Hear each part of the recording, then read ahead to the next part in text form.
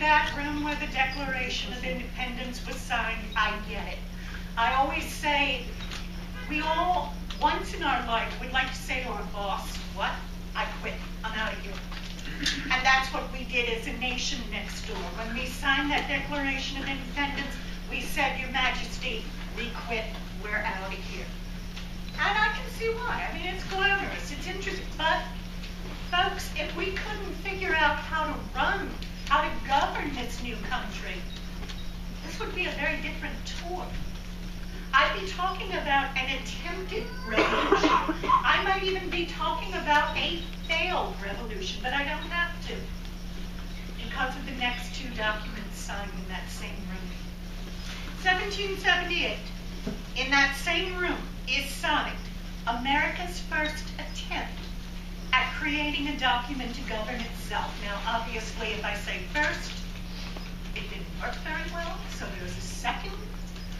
Doesn't mean we ignore number one. Folks, history is not always about success. Occasionally, it is about failure. And I always say this, if you learn from failure, what do you have? You have success. For the record, what is the name of the document signed in that building in 1778? I'm hearing it over here. What? Articles of Confederation. Very good.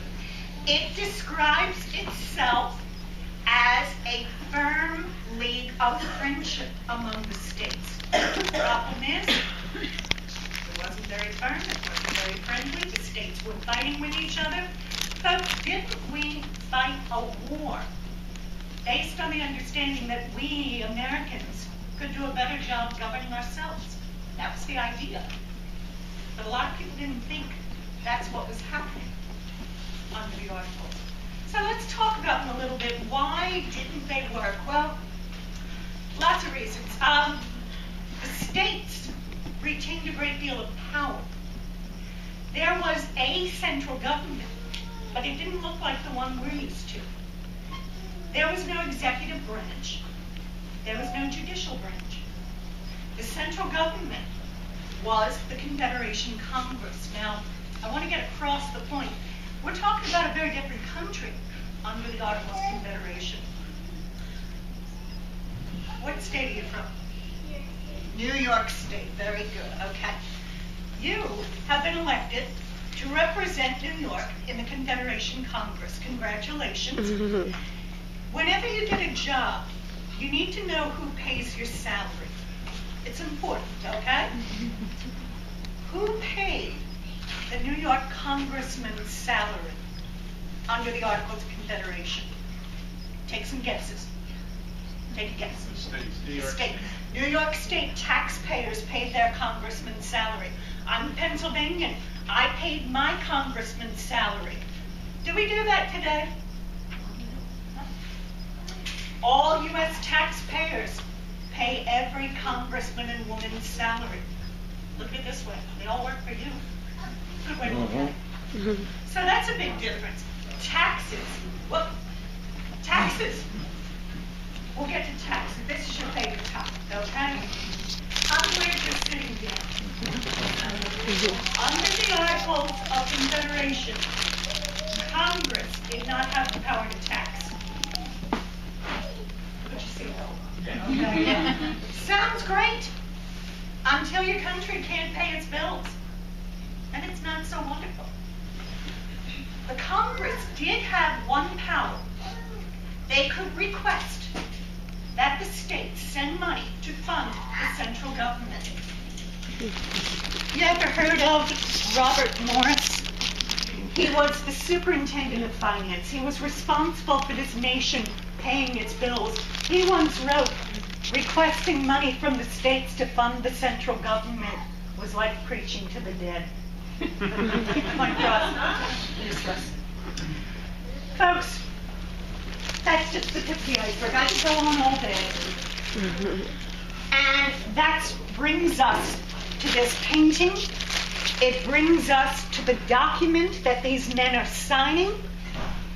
They're signing the replacement. Some replacement. It's been around for over 200 years. It affects how we do business as a nation to this very day. I like to point out it affects us in a great way every 4 years.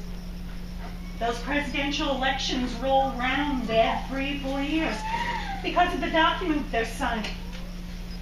What are they signing? Louder. Constitution. You can talk. You're allowed to talk. Declaration, Articles of Confederation, U.S. Constitution, all debated and signed in the building we're going to visit. Now, before we leave this building, I want to talk about two of these men. Washington. You're going to be bored with the name George Washington. Okay, he's important. We talk about him a lot. Remember, those men and that document created the executive branch. It was practically a foregone conclusion. Washington was going to be the first president of the United States. Why? Any guesses? What does Washington have? What does his character have that people appreciated? These men and others. Yes. Leadership. Absolutely. Leadership. What else? Integrity. Ding, ding, ding. Both are good. Integrity. If you are a leader and you don't have integrity, you got problems. The people you lead have problems. How did Washington demonstrate integrity? Well, on more than one occasion, he willingly gave up a great deal of power. Didn't happen often then, doesn't happen a whole lot today. Usually that power has to be pried from your hands. But not with Washington. They felt safe and trusting this powerful new job to him.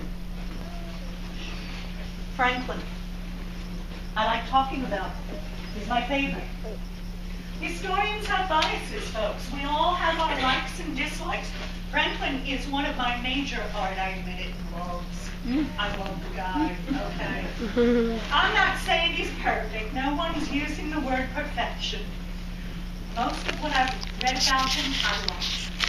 My favorite Franklin story involves a Frenchman who asked him for a loan. Franklin said to this man, relax, I'll lend you the money. You'll repay me by going back to France, working hard, getting rich. When an equally deserving, down on his luck man asks you for a loan, you will lend to him what I, Ben Franklin, lent to you. He would simply say, pay it forward, but he was very eloquent. Folks, I'll end it with this. He once wrote that for him, giving charity was not about bestowing favors. Giving charity was about paying off your debts. Now, what you think about that? I want you to grab all your stuff.